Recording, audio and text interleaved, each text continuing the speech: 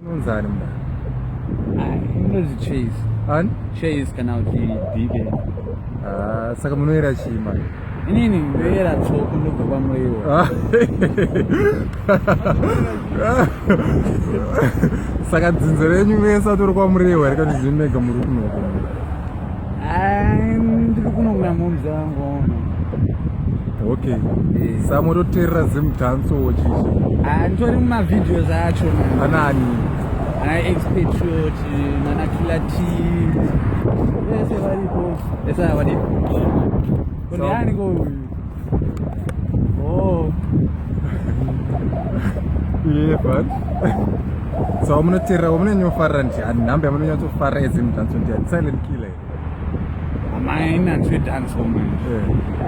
Into eipo. Okay. But nongo feature pama dancing part. Oh, okay.